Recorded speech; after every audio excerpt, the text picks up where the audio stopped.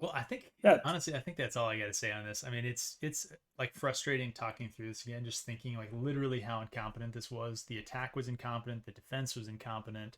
You had presumably competent battlefield commanders on both sides. Again, the two most experienced battlefield commanders probably still living. You have Anakin Skywalker, now Vader, and Obi-Wan Kenobi facing off against each other through sort of proxies, sure, but like, how is this the attack and this the defense that we see? What an absolute, just ridiculous A, missed opportunity, B, let down to the fans. And like, C, it didn't need to happen this way. Like, the episode didn't need incompetence for it to happen.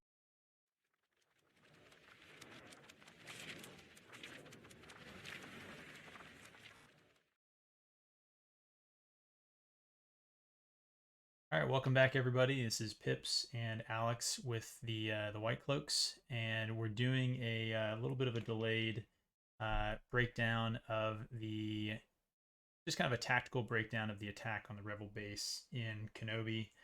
I know we said we are going to do this. Sorry for the delay. We had some other things pop up, but we're ready, and I think it's going to be a good conversation. It'll be at least a good time for us. Um, Alex is the guy who created this kind of what we're looking at right now, so I'll pass it over to Alex and let him explain what it is that we're looking at, and then he'll kind of orient us to it. thanks, Pips. So this is a sort of rough 3D model of the 3D model set that Kenobi used to build their green screen background. So this is a 3D model, and what people do is they will build sort of something like this. They will then move it into another program to add sort of textures and things to make it look sort of real. And then they'll upload this and sort of use it as the background for the green screen. So what you're seeing here is the sort of the rough outline of the rebel base from the landing area to the sort of little fight arena they had to the main hangar area where their ships were taking off from. Thanks for the kind of breakdown of what we're looking at. Just to orient us to it, if you could just let us know, use your cursor, just kind of walk us through each of the rooms, hallways, and like what that correlated to in the show, so we can get a better idea of where we are. Yeah. So the big circle right here is the hangar where the ship took off from and where Vader pulled down the ship and where he and Reva fought. Okay. We have the two blast doors right here that were sort of kind of relevant to the plot. We have the curving hallway, and in the show, this was a quarter circle. I'm not particularly good at the curve tool yet. Then we had the vestibule where the sort of big fight happened. We had the main blast door that Reva cut through with her lightsaber. And then we have the main landing zone. Um, where the two ships unloaded. And if it seems bizarre that everything is a circle, that is not a choice that I made. That was a choice that Star Wars made. And they did so because their sort of backdrop, they call it the volume instead of a green screen, is in the shape of a circle. So when you watch Disney shows, what you'll notice is a ton of their sets are circular. Not just in this episode. Actually, in this episode, think of the lightsaber fight between Obi Wan and Anakin. Uh, just there's a reason everything in this show is set on a circular set. I think we've talked about that before with like the Mandalorian, and then this show with them using that technology they developed for the Mandalorian. It is kind of interesting to see it laid down on a map to show like how restrictive the technology is, because I mean sometimes it visually looks pretty good, but it clearly has some drawbacks when you're actually thinking about sort of the logistics of a space that they're shooting in. Anyway, let's see. So, kind of setting this aside for a second here, we're just going to talk through like really the point of what we're trying to do with this episode. So, both of us, we watched this episode, we kind of responded to it. And one of the things that I noticed was just, and I know you noticed it, lots of people noticed it, was the just complete nonsensical nature of the attack itself. The number of unreasonable assumptions, bad decisions, poor tactical things that would have had to happen for the episode to go the way that it went, the way that we sort of experienced it.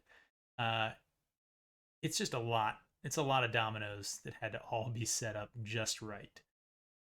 So one of the things we're trying to talk through here is to break down, like on a tactical level, what really happened in the show, the flaws with it, and like just kind of put it in perspective of something that maybe not a lot of the viewers have seen or thought through. How it more probably would have happened.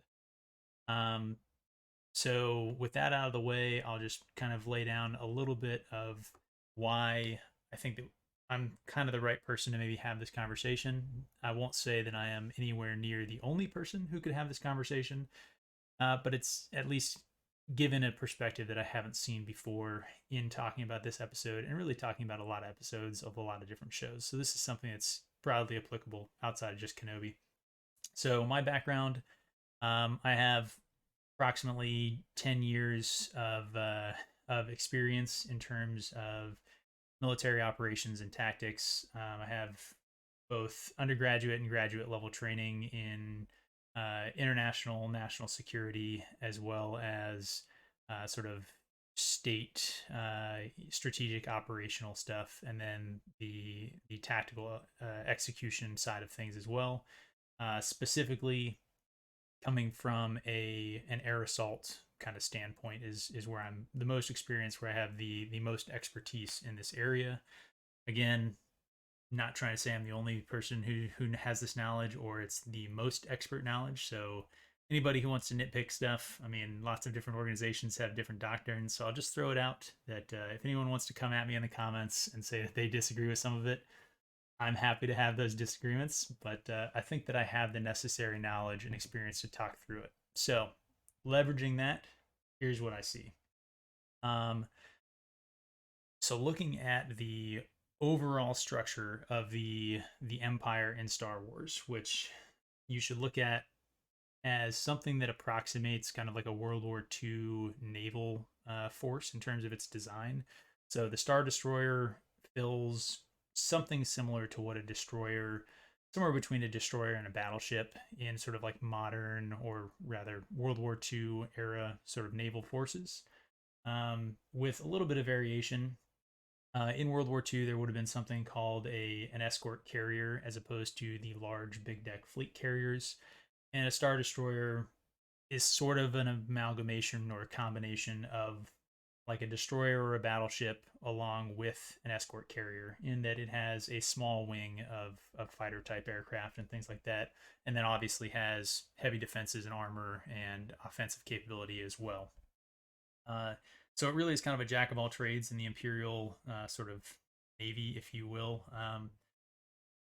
And with that, it definitely is something that should have been equipped to deal with this situation. So to put it into perspective, a Star Destroyer, and this is all open source from multiple fandom websites. A single Star Destroyer has about 9,700 stormtroopers embarked, and it has a TIE wing that should have included 48 TIE fighters, as well as 12 bombers and 12 sort of transport aircraft or boarding craft. Um, what we saw, obviously, was the use of 3 ships and 1 Star Destroyer. So, setting aside the fact that a Star Destroyer, both in the real world application and within the sort of Star Wars canon, would have probably had escort ships, not necessarily another Star Destroyer, but certainly it would have had frigates, things like that along with it. We'll just say, cool. Vader was on board. They decided to go as quickly as possible with the ships that they had available. Single Star Destroyer, got it. Um, from that, we should still be able to reasonably assume some sort of level of the forces they have available. Specifically, the 97,000 stormtroopers, way more than was necessary for a raid like this. So they had definitely the forces that would have been necessary in terms of that department. Looking at the TIE wing, so modern military context, 50% readiness of sort of aviation assets, which is the most comparable sort of force, would be considered like the bare minimum for a rear reserve or a training unit. A fall below 50% readiness in most modern militaries that I'm aware of would require some sort of what we call like a get well plan, where you'd have to justify to hire saying, hey, either I need to stop training, stop doing whatever my mission is, and just focus on improving readiness, or I need to, scale back what I'm doing while also fixing the aircraft or whatever it is. Um, for an operational or deployable unit, you're looking at approximately 70% readiness is pretty standard in terms of the expected sortie generation rate and a lot of other factors that go into it. So going back to those numbers that I gave before, so that's between 24 and 33 TIE fighters minimum should have been up mission capable. And then between 6 and 8, both bombers and transport should have been, again, mission capable on the day of this raid. So you're looking at, a total of those minimum numbers: 24 TIE fighters, 6 bombers, 6 transports, probably more, because this is presumably an operational Star Destroyer. And we saw 3 transports, no other aircraft, no other starcraft, you want to call them. So that puts us in a severely limited environment from the start, which informs what we saw in the show. So I've been talking for a while. Alex, if you want to just go through what did we actually see happen? So, and I'll interject as well. But in terms of the attack, like, how would you describe Reva's attack on the base? In a single word, uh, I guess a single phrase, wholly incompetent. It was definitely If that. I guess if you want some more details than that, it looked like the Star Destroyer deployed uh, two of its transport ships, each carrying about 20 TIE fighters, or I'm sorry, each carrying about 20 stormtroopers. They landed essentially right next to the door. Everybody got out of the ship, uh, stood ridiculously in formation. The ships stayed on Uh, the ground too, which is something we'll bring up. So the ships landed, they dropped their dudes off, and then stayed landed. Right, so they just on the ground. yep. Then the Inquisitor ship landed in extremely dramatic fashion, Mm-hmm. and then the stormtroopers parted way like they were, I forget what you call it, parade rest, and allowing an officer to pass by. It was Uh, pretty comical. yes, then a large gun appeared out of nowhere, um, that they then landed and started shooting at the blast door with. This appeared to have zero effect at all. Uh, Yep. So and on then, a couple things you mentioned so far that I want to try and call out is, like you said, the stormtroopers in like a weird kind of parade formation, right? Um, no no sort of tactical formation, right? So they were, I mean, I guess they had dispersion, which is nice. They weren't like all lined up shoulder to shoulder, literally like they were in a parade, but they were pretty close to that. Nobody was attempting to find any sort of cover or concealment or using the shape of it to their advantage, right? So if you think of like what they're doing sort of tactically here, they're attempting to execute a breach. Now, it's not like a normal sort of doorway, like, clearing a room, clearing a building breach, in that they have to employ some sort of heavy gun to get through a blast door. They're not kicking a door in. Got it. But the same basics still work. So they have that sort of circular landing area. Ideally, they would have probably stacked up along sort of the periphery, um, as close to the door maybe as possible, within with keeping in mind that they need to be clear of the radius of whatever that weapon system that they're trying to knock the door down with. But presumably they should have still been in some position where nobody could just like open up a little, like a blaster sort of port or something like that and just mow them all down. Which, like, as they stood there, if they had had the ability to just crack that door open, they could have killed a lot of those stormtroopers. So that's just the first thing I want to call out there. And then yeah, let's go through. So they're attempting to make the breach. What happens next? So they, I guess, they land here. They're just sort of posted up. They're looking at the big door. Uh, at which point, um, Friva does the Jedi equivalent of kicking down the door and She waited. cuts it She waited for open the dramatic because moment to do it. apparently that is something that she could have done this entire time. Yeah, yeah. I think that's fair. Uh, Whether or not Kenobi should have expected her to do that immediately is a whole nother aspect, considering that he's done and witnessed other people doing this to blast doors with a lightsaber before on screen, so we know that. Um, but okay, so they open the blast door, and they get in, and then they have this like comical thing where they're just trading volleys and marching forward, right? The most nonsensical gunfight I think I've ever seen on television. Yeah, I mean, like it wasn't even, like Revolutionary War sort of era tactics at that point, where they weren't even doing the like shoot, sort of standing and then kneeling and then, like something else in sort of lines of battle.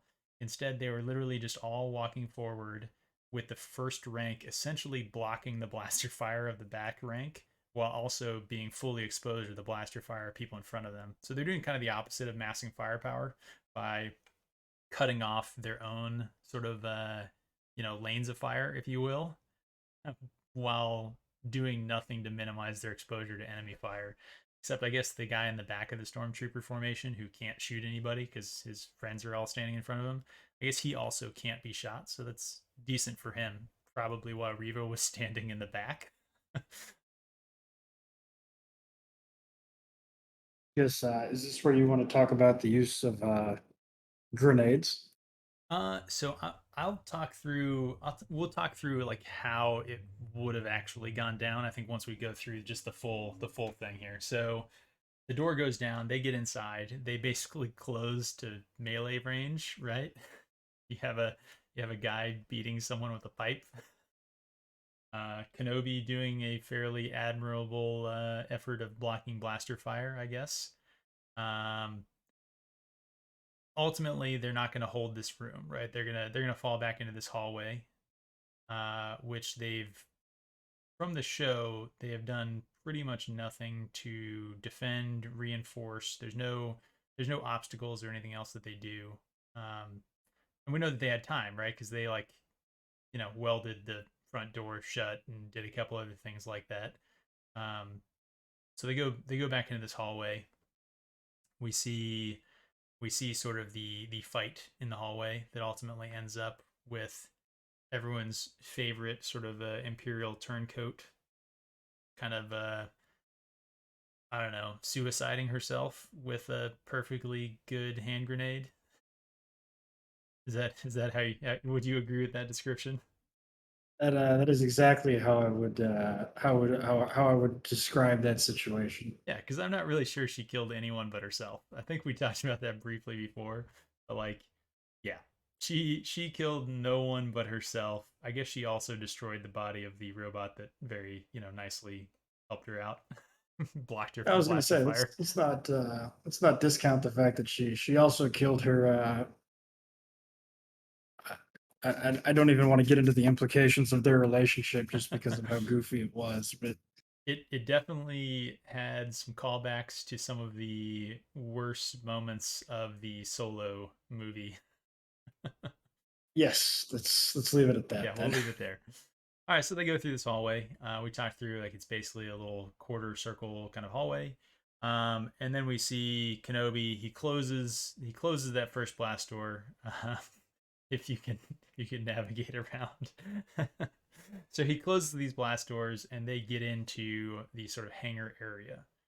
Um, Ultimately, this is where Kenobi gives his little speech. He's going to surrender in order to buy time, and that's pretty much it. That's the end of the defense. It's sort of weird. You'd think if he thought that he could surrender to buy time. I'm not really sure why they defended any of the first stuff in the first place. It just needlessly killed off characters. They could have all just, hey, weld those doors shut as much as possible and then barricade ourselves into the rear with the ships. Seems like that would have been a better strategy for what they were trying to do. Um, all right, so that's what they did for the attack. They sent their ships down. The ships exclusively landed and stayed on the ground. Um, they did a comical sort of like form the line of battle. Everybody stand shoulder to shoulder and sort of march into the into the fire of the enemy. A little bit of a hallway clear. The defense was mostly just we're gonna shoot and sort of like hit people with pipes and lightsabers occasionally until they push us back into this second blast door area. And that's kind of it. I mean, did we miss anything? I don't really want to spend much time on this. This is ridiculous, really, is what we saw, right? Yeah, honestly, I think that the only thing I feel like we really need to emphasize even more of, despite emphasizing a lot, is just general incompetence. Yeah. It's good that you say general incompetence because that brings me to General Kenobi. So for framing here, we're being super critical of this because it bears remembering that the person who set up this defense for them was one of the most experienced battlefield commanders probably in the galaxy. General Kenobi, hero of the Clone Wars, right? And admittedly, the clones did most of the strategizing, and the Jedi just kind of followed them around and like swung their lightsabers and stuff. They honestly acted more like special forces than commanders. But still, like the dude was in the planning room, doing the strategy stuff, involved in the tactical plan making and execution for who knows how many major battles. Um, so this is a super weak showing. Like there's no amount of him sitting in the desert, sort of pining and being sad that would remove years. Like literally several years of battlefield experience. Uh, so that's why I mean it's just completely ridiculous when you think about it from that perspective. And the attack, right? The Empire is a professional military. So the people up in that Star Destroyer, they know what they're doing.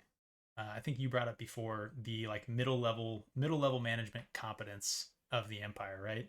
So how are you feeling about that headcanon of Imperial competence after watching this?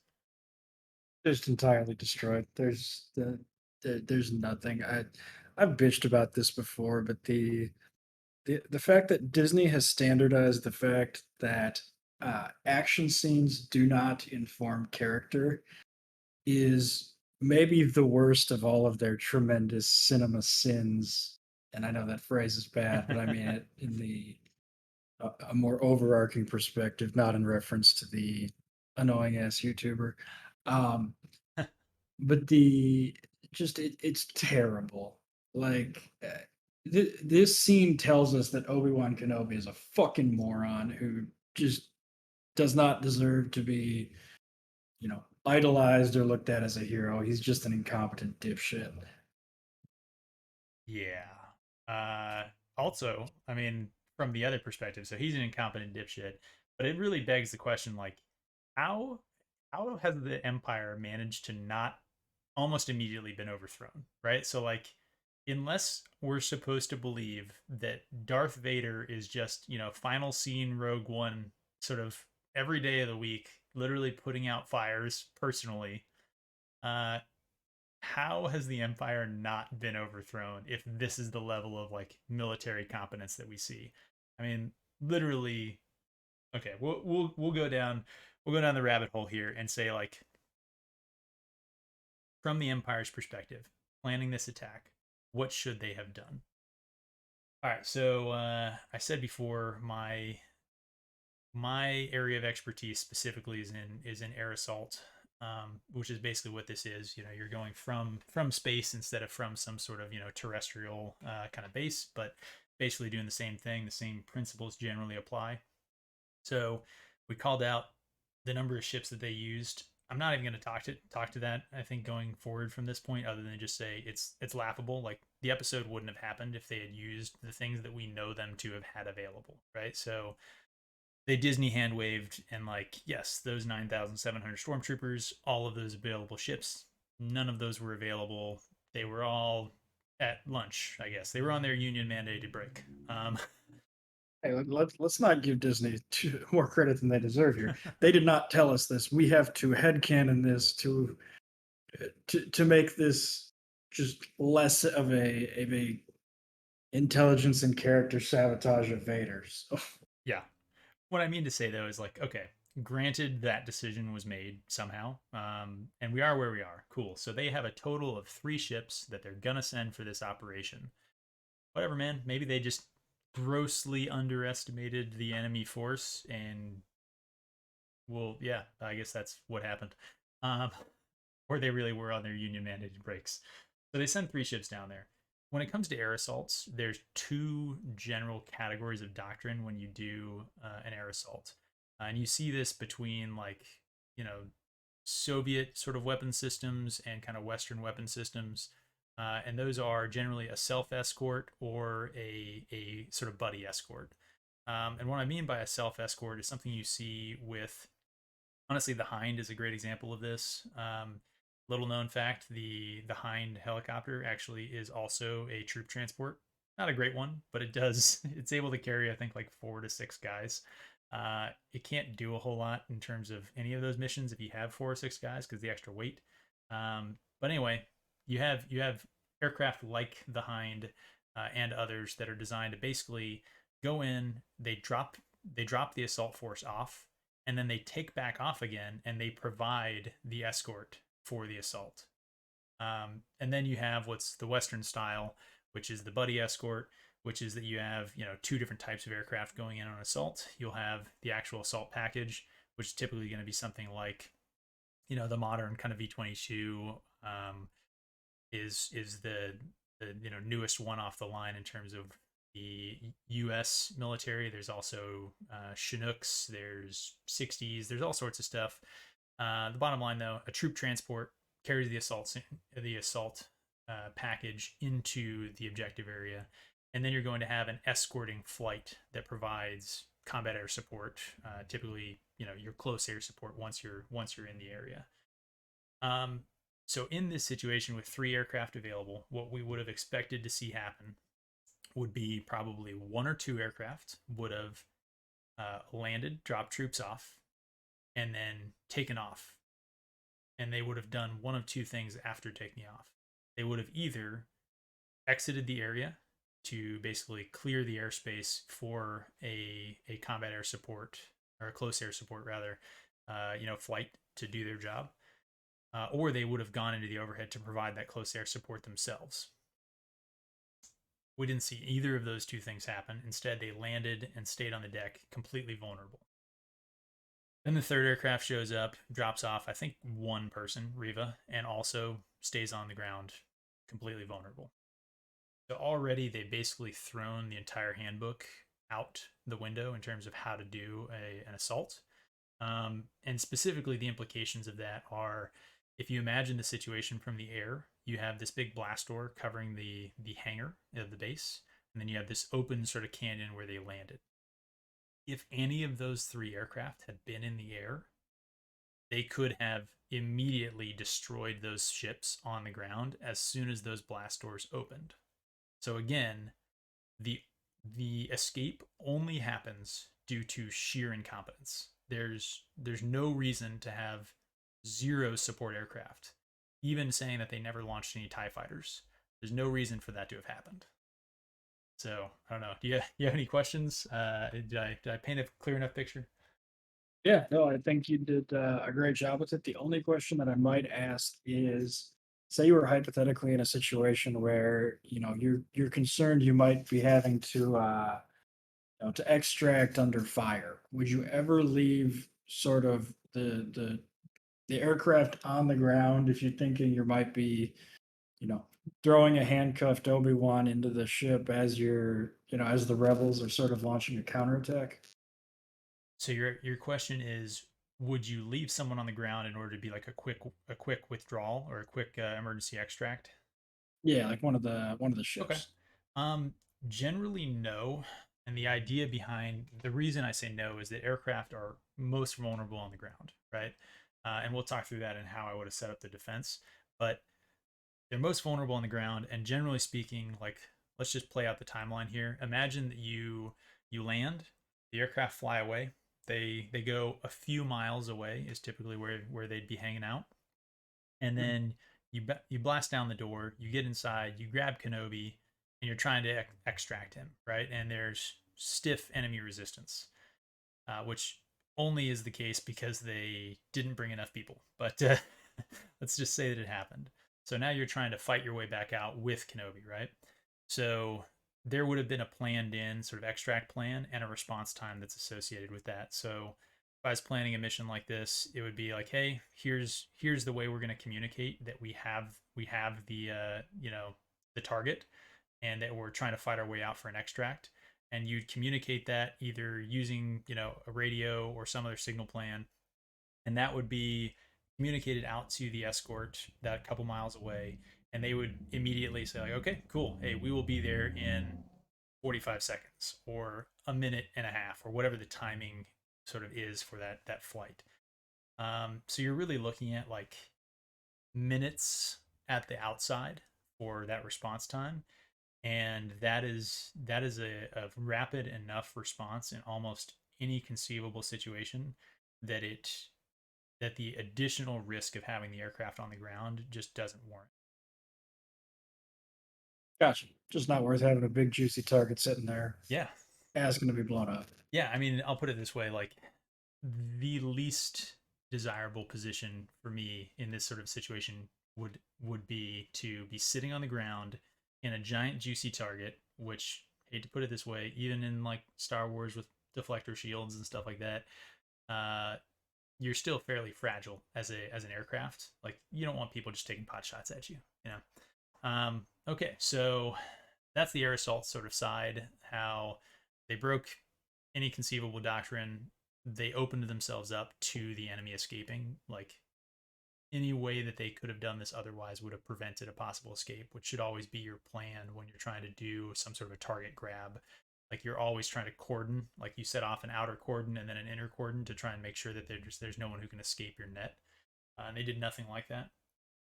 And then they go through and they fight into this hallway. They do all this stuff. Great. Um, that's all sort of fairly benign, other than what we already talked through in terms of the failures of their tactics stuff in the hallway itself. The only other thing I'll add is they didn't do anything that I'd call deep air support either. So like you have that star destroyer in space in orbit above it, um, it's doing nothing. So I guess that deserves to be thrown out as well. I think that's fairly obvious though that any sort of bombardment would have solved this problem as well. Yes, the Empire cut its own knees out by having their little sabotage droid close the big blast doors when, you know, one big bombardment shot from space would have ended this fight here and there, here and or right there. Actually, that is a good point to bring up, and I had forgotten to take a note on that. 100% right. Like I'm not sure what that droid's role would have been, but it seems like that wouldn't be what you would want the droid to do, right? Like, why wouldn't you have the droid sabotage the ship instead of close the blast doors, which like only prevents you from being able to get in? In theory, right? Should have left those blast doors open, and they would have just landed their troops right into the hangar with the ships. Problem solved. Now they have no escape, right? So good point to bring up the spy was just again comically incompetent and underemployed as well. Yep, pretty much. Just, Okay, embarrassing all the way around. so that leads us to the defense, right? And this is where I think it's honestly the worst because I think pretty much what I'm bringing to the table in terms of like, hey, this is how escorts and the assault support sort of package would actually come in. That's maybe something that a lot of people wouldn't necessarily think about. Although I think that a lot of these principles are actually pretty common sense. How you set the things up, how you actually implement it is challenging. But I don't think anything I said was like shocking, right? None of that was something that you couldn't have come up on your own. Would you say? No, not at all. I think you provide some fantastic information regarding how the um, aircraft escorts work and how sort of the um, dropping off and picking up in this situation would go. So I think that's great content. But you know, as far as just people needing to get to cover and not stand there, in the parade formation, that's unforgivable. Yeah, so I think hopefully we're being fairly fair here in having the two of us talk through this. Like I have some personal background and experience. However, that is not at all necessary to spot the holes in the Empire's plan. I can only just point out and be like, okay, well, this is the way a real organization probably would have cracked this egg, to kind of highlight how much of a failure it was. But the fact it was a failure, the fact that it had holes throughout the entire plan, is fairly obvious. Um, so going into the defense, right? So like General Kenobi, hero, battle hero of the Republic, right? What does he do? So he's like, yeah, we gotta delay them, right? And they do that by closing the outer blast door and then doing kind of nothing else. Um, so let me ask you, and then we'll talk through this a little bit. If there's only two ways into your base, right? You have an open little canyon landing spot, and you have a blast shielded shut hangar area. And you know that they're going to try and do a ground assault, right? Um, how do you think that you would most effectively be able to prevent them from waging that ground effect? Like, what do you think step one would be in terms of the blast door and the canyon to the south there on your map?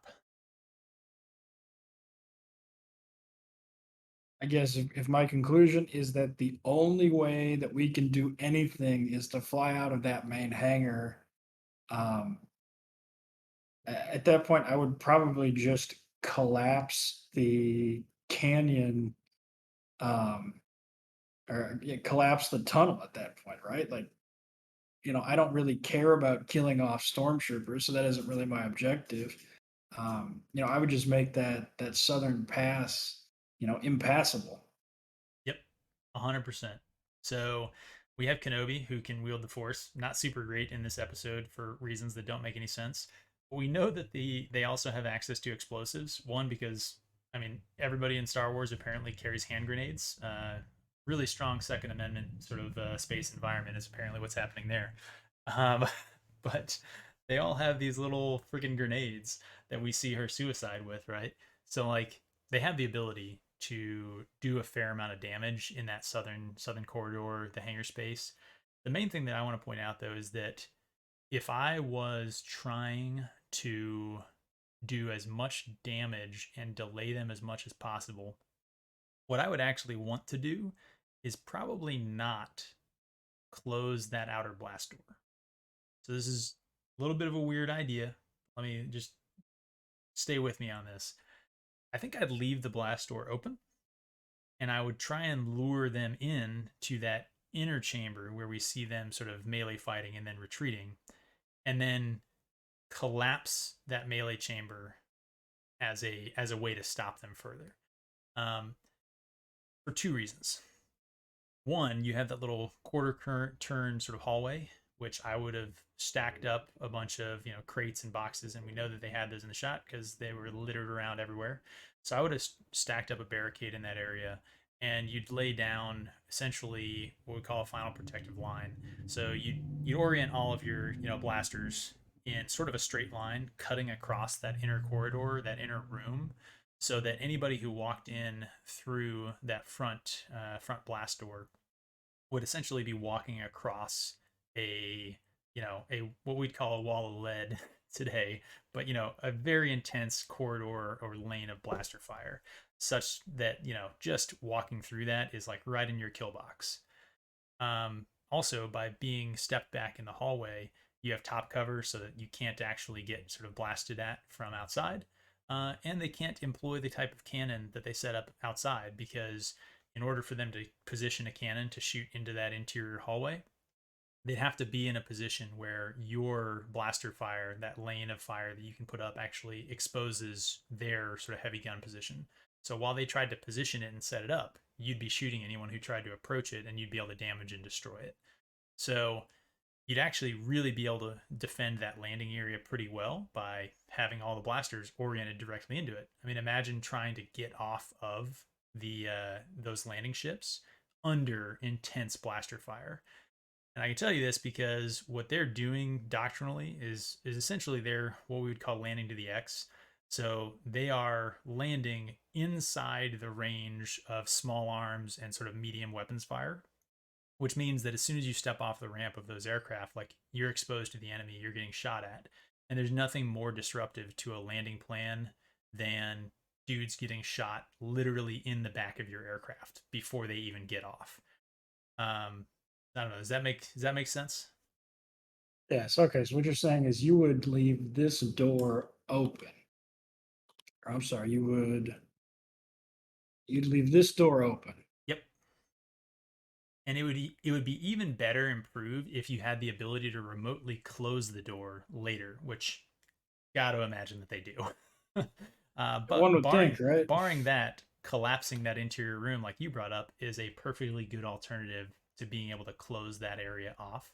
So essentially, from a position of cover inside a corridor with your intense blaster fire shooting directly out into the landing area, you're going to just lay down as much fire as you can and contest the actual landing zone as much as possible until it gets to the point where you no longer can. So, say they showed up with as many troops as they actually should have showed up with, and they just swarm the landing area. They like, I don't know, the equivalent of Star Wars sort of paratroopers, jetpacks and stuff like that. So, you basically, knocking out people as soon as they land. But eventually they overwhelm it. They do set up a heavy gun, or one of the aircraft is able to angle some fire in there, toss a grenade, whatever it is, and you can't contest the landing zone anymore. Cool. Well, now you collapse that interior room, you close the blast door, something like that. Also, by keeping that blast door open, it opens another possibility, which is you could have created obstacles, specifically explosive obstacles, in that landing zone. That is a very tight, confined area that the enemy has to use to get to where you are. There's no ulterior or alternative landing sites. They only have the one, which means that little hand grenade that she suicided herself with, you could have just buried that under a couple inches of dirt right at the mouth of the thing over there, or right in the middle maybe. And now, even better than the previous plan I said, as soon as that first dropship comes down and lands, you can now explode that first dropship on the ground. And now what you've done, you fouled the landing zone. So now no other aircraft can actually come in and land because there's an exploded, flaming wreckage of an aircraft right inside their fairly small, tight landing zone that is also covered by your defensive fires. So at this point, you've basically shut them off completely. So Yeah. So if they, yeah, you have a bomb sort of where the purple square is, the ship lands, you blow it up, nobody can get there. They have to land elsewhere and then like run there. yes. And that's basically principle one of obstacles and the problem with what they did. So like if you're setting up obstacles, two of the key principles are that your obstacles need to be both observed and covered by fire. Obstacles that are not observed and covered by fire are not really obstacles. Now, I can illustrate this by like, hey, modern stuff, right? Say I have some barbed wire, right? If I'm going to be on one side of the hill and I just throw a bunch of barbed wire on the other side of the hill and I can't see it and I can't do anything to stop you as you come up to it, all you have to do is take out a pair of wire cutters, snip, snip. And now there's no obstacle, right? Now imagine different situation. I'm on a rise with a little bit of a concealment, maybe an actual hardened position. I can see the barbed wire. preferably I'm on a long axis of it so I can literally shoot down the length of the barbed wire right before it, preferably. Now, as you approach to try and breach that obstacle, try and snip that barbed wire and get through, you just get mowed down by fire. That's how you set up an obstacle. What they did in this show is the equivalent of putting a strand of barbed wire on the other side of the hill where you can't see it by closing the blast door and, like, cool, we have no idea what the enemy is doing in the landing zone anymore, which is why they had time to stand there at parade rest and set up a big gun. Gotcha. So your ideal scenario would be, you leave the blast door open. You sort of have your 10 guys or whatever over the sort of behind the black Yep, barrier here. yep. Um, And you realistically, it wait wouldn't for the need to be first 10 ship to guys, land. but yeah. You blow it up. Um, you assume they have to land elsewhere. Um, so you just keep shooting and shooting and shooting until it is just impossible for these guys to stay there. Yep. Then you basically tell them to retreat, or you just sort of, they're dead. There's nothing you can do. In which case, you would then sort of blow up the vestibule, the inside chamber, Yes. and then there's nothing they can do until they have sort of cleared that rubble. Yeah. Yeah. So you'd blow that up, or you'd close that blast door, or you'd collapse the tunnel as you retreated back down the tunnel. So there's really three ways that you would Oh, essentially be yeah, able to you're gonna significantly do. buy time after initially buying time doing a lot of damage. So already we've set up like, hey, this plan would be a really strong delaying strategy. It would do a lot of damage to the offensive forces, severely increase your likelihood of actually, being able to last out until you can fix your doors and escape, um, all that other stuff. Ideally, So down that real. hallway, you'd probably have a couple more of those types of sort of barricades set up. So especially because of the geometry of it, where it's a turn, right? That actually gives you at least one more defensive position farther down the hallway, where you would now again be not exposed to anyone who's in that first room. So say they clear that, open the blast door, whatever it is, and now they get through there, they go into the hallway, they get past your first obstacle, that barricade set up because it's no longer manned, right? You withdrew. So now they're going through that area. Okay. But they're again not able to see you until they round a bend. And again, right there, you have a incredibly effective choke point where using the angle of a hallway, you can again set up one more example of that sort of final protective fire line where anybody who crosses around the edge of that corner is just going to be immediately hit by blaster fire. And then you obviously have the ability to again collapse it on top of them or again place obstacles, explosives, other types of things to further impede their forward progress. And then Gotcha. So I finally, guess yeah, so. Like maybe this is part of your sort of your conclusion or whatnot, but how many, like, let's say you have 30 people that can shoot a gun and one person that can, handle remote detonations. How many stormtroopers in their current, state of preparedness that we see, how many stormtroopers do you think it would have taken them to take this area? that's an interesting question. What I can say is that generally what we use, and this is again fairly standard across a lot of different militaries, is kind of a 3-to-1 rule for offensive operations, and um, that's assuming a lot of other good stuff in your favor. So like we would typically want a 3-to-1 force margin in a situation where we do have close air support, where we hopefully have them, on the back foot. We surprised them with our operation. In a situation like this, where like they know you're coming, I mean, I guess it still sort of counts as a surprise in that uh, they didn't have days to prepare for this. They only had, I don't know, maybe minutes, tens of minutes. Although what should be noted on that is that properly defending the landing area would have bought them enough time to actually set up all the rest of these defenses. And by the way that I described it, that would have been the time to basically construct a couple boxes and barricades in the hallway. And that's all the time you would have needed to buy yourself time for everything else. But anyway, assuming that they're surprised, assuming you have close air support, assuming that you're able to isolate the objective area from reinforcements, all that kind of stuff, which this one is effectively done on that. There's no more reinforcements coming. 3 to 1 is what you need. I would say in a situation like this where you're going essentially into a subterranean friggin' rabbit hole, where there is sort of these canalizing features that are going to force you to essentially go down a hallway under enemy fire. I honestly don't know. I think that the way that you would probably fight this would be, I mean, you'd have to use the bombardment. You'd have to use, I don't know, some sort of like chemical attack, right? Like that's what they would do. They would gas the hallway. Which the idea that the Empire doesn't have those weapons and would balk at using them, pretty ridiculous. But yeah, assuming you're gonna just come down the hallway like this, the only way that makes sense is you'd have Riva right in the front because she's the only one who can deflect blasters, and she'd do her best discount Darth Vader Rogue One hallway clearing scene, and just try and do her best. Which does bring us back. The whole Darth Vader has no patience for a siege, but he does have patience to sit in the ship and let Reva try and handle the situation badly.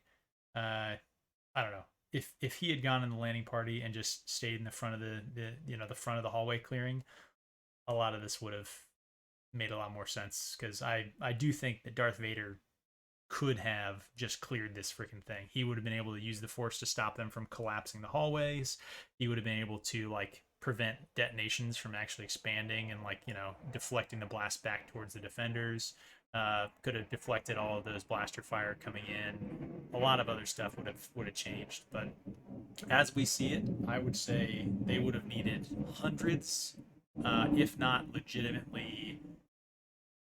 I mean, like, yeah, at minimum hundreds, probably with engineering support. Like, you would have needed a lot of other support to be able to make this happen. And casualties would have been expected to be super, super high. Certainly not 40. No, 40 is absolutely right out. I mean, honestly, it's sort of funny when you think about it that like let's assume that they know that no one other than Kenobi is there. Are we supposed to believe that Darth Vader actually thinks that Obi-Wan Kenobi can't beat 40 stormtroopers and Riva? A phenomenal question.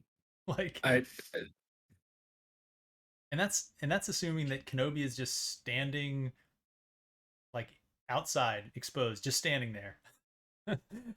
And he sent 40 stormtroopers and Riva. That's interesting. I mean, I guess I would probably have a little more respect for the guy that chopped my arms and legs off. But then again, maybe he remembered the battle from the previous episode where Kenobi was the biggest sad sack that we've ever seen a Jedi be, and he was like, Psh, "Send in a couple Jawas." I am actually really disappointed that we did not get to see the Kenobi Riva fight. Oh man, I think it would have been. I honestly, if we had never seen Vader and Kenobi fight in this, and it was only Riva and Kenobi, I think it would have been a lot better for canon, for the story. It would have made more sense why they built Riva up. Like, I mean, all of it would have been a lot more sense. But anyway, um, I meant that plus the in the meta sense of you know none of the power levels were ever consistent or mattered. yeah, I'm fascinated to know, what was Disney's take on where does Riva match up with Kenobi, in, let's say in the third episode of the show. Like, does she kick his ass? I assume she kicks his ass. yeah, probably. I mean, yeah. To be honest, I think that if it was Riva versus Obi Wan by Disney Star Wars rules in Episode 6, she would have still kicked his ass. But Oh yeah, no, there's no way that that would have been allowed to have happened. Uh, well, I think Yeah. honestly, I think that's all I got to say on this. I mean, it's like frustrating talking through this again, just thinking like literally how incompetent this was. The attack was incompetent, the defense was incompetent. You had presumably competent battlefield commanders on both sides. Again, the two most experienced battlefield commanders probably still living if you assume that the world doesn't know that Yoda's alive or the galaxy doesn't know that Yoda's alive. You have Anakin Skywalker, now Vader, and Obi-Wan Kenobi facing off against each other through sort of proxies, sure, but like how is this the attack and this the defense that we see? What an absolute just ridiculous A missed opportunity, B let down to the fans. And like C, it didn't need to happen this way. Like the episode didn't need incompetence for it to happen. They could have shown competence on both sides and then it would have been way more action packed, way more interesting. It would have actually built into their characters. You could have actually even had it work out where like Kenobi, sad sack Kenobi has lost a few beats because he hasn't been doing this, whereas Vader has been, going around killing and rounding up Jedi and doing Empire shit. And it could have been like, yeah, Kenobi made a couple mistakes, or Anakin predicted a few things he'd do, like I don't know, mining the landing zone. It could have shown him doing something like that, and like before the ship lands, they do a couple targeted fires on the middle of the landing zone, and it blows up their explosives in place because flashback. Anakin knows that that's a thing that Obi-Wan knows to do, right? Like there's That would have really been interesting great. ways that you could have shown this that would have been like, wow, this is actually like two people who have been to literal war for years and like they're acting like it. Instead, we got this just absolute, just I don't even have words for it. Like it literally, and again, maybe it's just my personal background on why this episode was so offensive, but I just can't imagine that anybody else was watching this either, thinking that yeah, this makes sense, right? It was so incompetent, both in planning and in the actual execution of the plans, that it was immersion shattering. And Yes. of all of the scenes in this show, this is the one for me that most crystallized the idea that a writer cannot write a character or a scene who is smarter than they are. Here's the Like, question though. Here's the question though. You have Disney money, right? Are you telling me like, shoot, I'm gonna be completely honest with you. Again, like I have some background experience, but I have background experience that literally thousands, if not tens of thousands of people have. Like, not the first person ever to do my job, right? I would have probably done the like advising for free. If Disney called me up and was like, "Hey, we're doing a sweet Star Wars movie and we just like want to have somebody who's got some, military expertise, like just kind of bounce some ideas and make sure that we're like doing this as real and as like, as accurate as we can. We want it to be gritty and raw and real." Like I would have been like, "Hey man, I'm a fan of Star Wars. Like, yeah, I'll do that for free. Literally, like I don't know, give me a freaking day pass to friggin' whatever garbage Star Wars theme park they're marketing now." And instead, Disney money is like, no, we're just gonna wing it and hire a I don't know, probably some journalism major from wherever to just do battlefield planning. That'll be fine. what you just said is one of the biggest misconceptions about um, about writing in Hollywood. These people don't give a fuck. There was no Well, consultant that that is was reached evident. out to. There If there's was a there. misconception, it is in the face of strong, compelling, and sustained evidence. Uh, I mean, you would think as you're sitting here, there's like if this show cost 150 million dollars. You would think that you know calling that consultant is you know uh, mandatory. No, not at all. Just did. It never even occurred to him. I mean, there's some evidence that this guy didn't even watch the third movie, like, much less picked anybody up to, to call and ask about, um, tactics. Like, writing is hard. It's not that hard. Like, it's bizarre in the sense that, we talk about, um, some phenomenally, what one would consider to be smart people. The guy who wrote this graduated from Harvard. Rafe Judkins went to Brown, and I think he finished his undergrad at Brown. But we're talking like these are Ivy League people that can't do basic things correctly. I have no idea where we went astray. And you're 100% right when you're talking about making the common sense decision to cut out the middleman.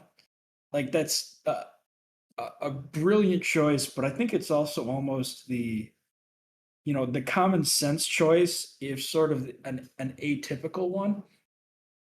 Man, these people come from a different world than the people that they're making this stuff for, and I really think it shows. Man, I don't think I have anything else to add. I think we've talked about this for going on an hour now, and I'm tired, man. This show sucks, and I hope anybody watching. I mean, if you like this content, comment, like, subscribe, all that stuff. Uh, Maybe this was insightful, maybe not. At a minimum, it was cathartic for me to just get it out there that like the level of incompetency, it is literally painful to watch. And as somebody who, I said, likes Star Wars, uh, it's just so depressing to see $150 million show that can't spend, I don't even know, somewhere from free to a couple $1,000s to hire a military consultant on like 1/6 of your show, right? Like, oh, I, I'm, I'm defeated. That's where I am at this point. What do you got? No, you're 100% correct, and I'm just gonna keep hammering on laziness. Like we couldn't even get a fight choreographer for this show. Like it's gross. It's Disney corporate sludge, and people need to stop going to their shit and stop watching their shit, myself included. Agreed. So that's all I got. Don't go see Thor. Don't go see Thor.